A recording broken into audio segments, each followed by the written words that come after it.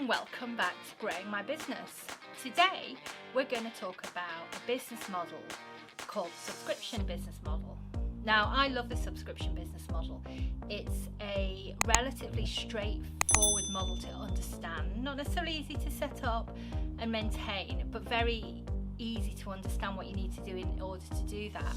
It's got some pros, it's got some cons. We're going to look at that, and I'm going to look at some of the myths around it, and trust me, when we look at those myths, you're going to be super surprised about what you hear.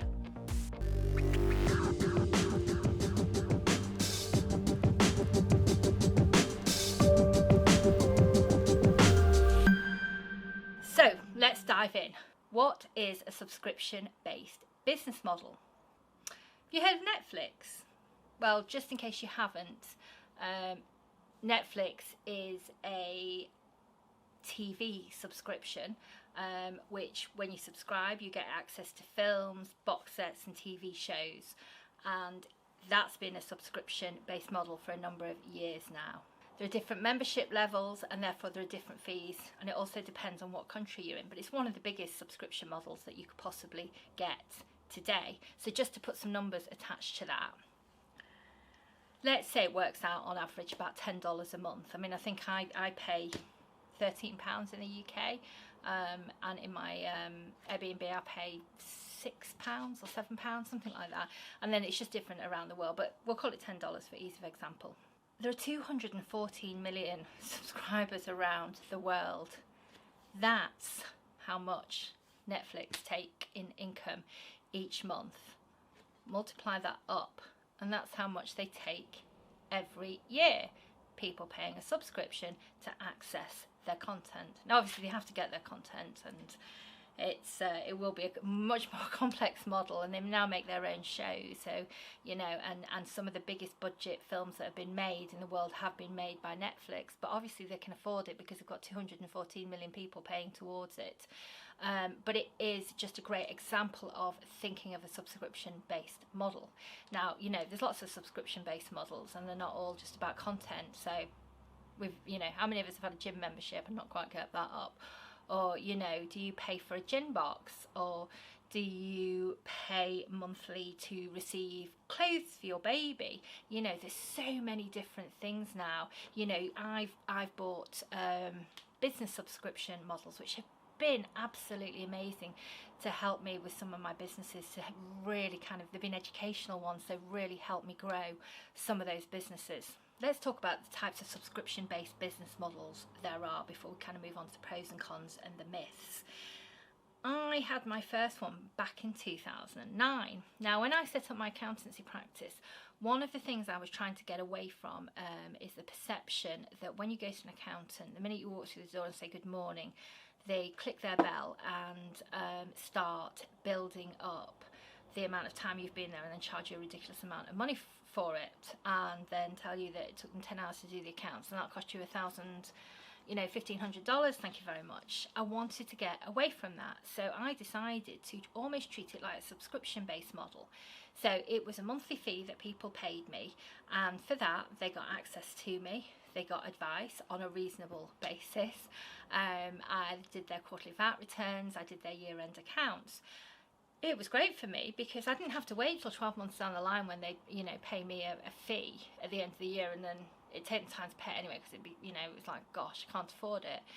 They were paying me every month, so that meant I had some revenue coming in every month, and of course every time I took on a new client, my revenue increased. They loved it because they only had to pay, they knew that they were paying X amount per month, what they were getting for that, and of course when I did do their year-end accounts, they didn't get any extra huge bills, so it suited them as well, which it does, when it's a small business, obviously it does, is cash flow is important. So it wasn't a new concept that I come up with, but a lot of accountancy firms back then didn't do it like that, so it was just a win-win. So as I built my clients up over the years, it was as near as guaranteed income as I could obviously possibly get. Now, lost some clients, gained some clients, so it was up and down all the time, but it was consistent as well, and usually consistently going in that direction, which is obviously important. Over the last 10 years, the subscription-based model has become very popular. So Netflix, service-based business, boxes. So I've got a friend who, I didn't even know this existed, Stitch and something. Anyway, her husband bought stuff for Christmas, and it means she gets new clothes every month. I mean, what's not to love about that? You know, I was watching on Dragon's Den, someone who'd come up with a subscription box for children's clothing, which was actually not only just a great business model, but it could save parents an absolute fortune, because obviously when you've got young, you know, babies and then toddlers, they're growing constantly, so you're buying new clothes all the time, and they're constantly growing out of them, and then what do you do with those clothes, etc. And now someone's come up with the idea that you can recycle them, and so you pay so much a month and you get X amount of clothes for that, and then in 3 or 4 months, as your baby or toddler starts to grow out of them, you send those back and you get the next lot. So not only are you saving money because you're not going out buying clothes all the time, but you're actually helping the planet, because you're recycling those clothes as well. So I was just astounded. It was, I can't even remember whether they actually got the Dragon's money, but it was just such a great model. Loved it. So there's all sorts of things that you can do. So let's look at a few pros and a few cons. So let's start off with the positive pros. Gives you positive cash flow early on. You can start a subscription-based model business with pretty much nothing. I did with my accountancy business. I didn't really invest very much into it at all. Bit of education, but that was about it. So you can start fairly low. Can be done as a side business if you want, because actually, and we're going to talk about this a bit later in the video, it doesn't take you as long as you think. So it could be something you do on the side, whether it's on the side of a business you already have, so it kind of complements that business and it's just one of the products, or it's actually just something separate because you've got a day job as well. It can be either of those. It's inexpensive for the customer. Now, don't get me wrong. I mean, we've all reviewed our bank account and wondered why we're paying £10 for this and £20 for that, and, you know, gone through and cut some of those out. But if it's something that someone really needs or wants, then it can be a really inexpensive way of doing that and getting that information or getting that product. And it gives you recurring revenue, which gives you a bit of financial security. So yes, you do have to manage churn. We'll talk about that in a minute, but it will start to build.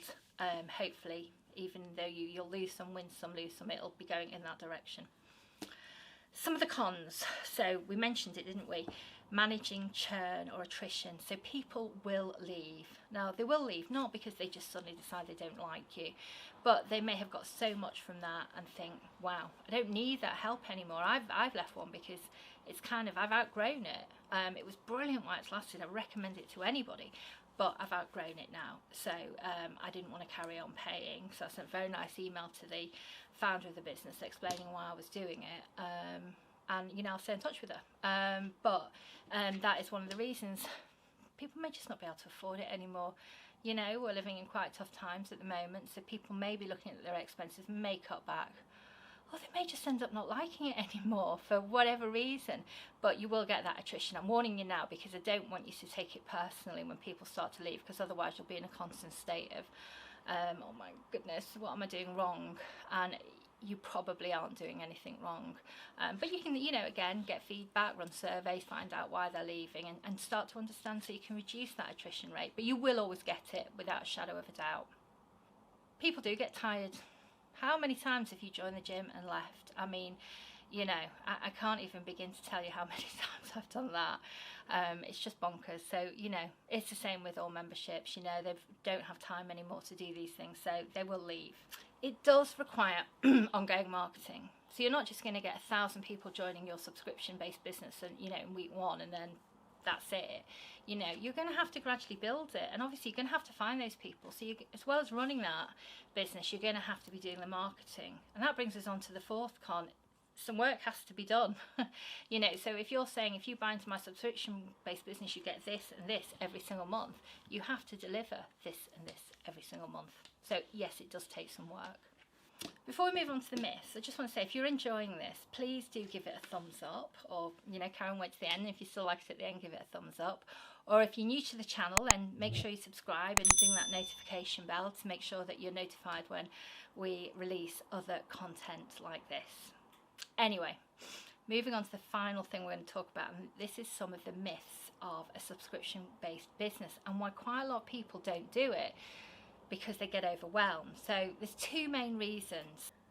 I'm going to have to create loads and loads of content, and I'm sorry, I know I'm doing it full time, but I just don't have the time, or I'm doing it part time, I certainly don't have the time, because, you know, if someone's paying me £20-30 a month or whatever it is that they're paying me, they're going to expect me to be releasing content every single day and doing videos and being in the Facebook groups and doing lives, and oh my goodness, no, I'm not doing that. Big myth, okay? If you've ever heard of Stu McLaren, he is the king of the subscription-based model, and he's got some great training. But one thing I learned from him very early on, very interesting, was he said one of the biggest reasons there is high attrition in some membership groups, in subscription businesses, is because there's too much content. People are overwhelmed. You know, if they're paying you £20-30, dollars, whatever it is, there's a level of expectation, because you say, right, for that, I'm gonna give you one new video, education video per month, and I'm going to be live once a month. And on certain days, I'll dip in and out of the group. That's all you have to do. Now, I say that's all you have to do. You've obviously got to give them a new piece of education, and you've got to do a live if that's what your model is. But that is not a full-time job, and you don't have to be there for them 24 hours a day. They're not paying you thousands and thousands of pounds. They're paying you £20 or £30. So their expectation isn't there. So again, you know, that's the second myth. You have to be in your community 24/7. You really don't. Don't get me wrong, when you start up and they're in your community and they're chatting and stuff, it is important. You are the founding member, that you are there a lot and you are speaking to them, but don't be there 24/7. They don't expect it unless you set the bar that high, that you set, basically build a rod for your own back. You know, you only have to be in it when you say you're going to do it. So if you don't work Friday, Saturday, Sunday, or you only work Saturday and Sunday, then you only work Saturday and Sunday. So you stick to those rules from the outset. So as long as you deliver what you promised, it doesn't matter. You know, if people are paying you $500 a month, therefore you have to release this new content all the time, then you have to do it at that level. But look at the level that you're doing at. So if you're new to it anyway, I'd only suggest a fairly low subscription base. And of course, again, if it's not necessarily kind of online content that you're providing, but it's physical products like gin or wine or food or whatever it is that you're sending out, clothes, then again, it's just about managing your time and making sure people understand the expectations of what they're getting for their money. So bear that in mind. It doesn't have to be something that becomes your full-time job. So it can be, you know, we've talked about side hustles previously, so it could be a side hustle doing something along this line. So hopefully that's given you a bit of food for thought on subscription-based model, or also recurring revenue model. And again, recurring revenue model is a great way. As I said at the start of all of this, it was one of the biggest positives for me when I set my own business up, and it gave me confidence because I knew I had some cash coming in and I knew I could build that. So that is just a massive positive, to have recurring revenue. It's all very well having one-off clients who are paying you $2,000 here or $3,000 there, but they may be just one-off. So again, you're in a business that goes feast or famine, and you know, I have a catering business that's feast or famine. That's probably a bad analogy, but you know, we have certain times, we're used to it now. We have certain times a year that it just goes crazy, and other months that, you know, that business is very quiet, and that's fine once you get used to it. But at the beginning, that's a hard concept to deal with, you know, especially if you've come from a job where you paid a monthly income. It's hard to deal with. So recurring revenue models are a really good way to get into it if you're new to setting up your own business. So if you've already got a membership model, let me know about it. Tell me in the comments. I'd love to know about it, because especially, you know, I've heard of loads of different types. So when I find out about new ones, it's really interesting. So I'd love to swap some stories with you about it. And of course, if you enjoyed this video, thumbs up, subscribe, ding that bell, and I will see you in the next video. Have an amazing week. Bye.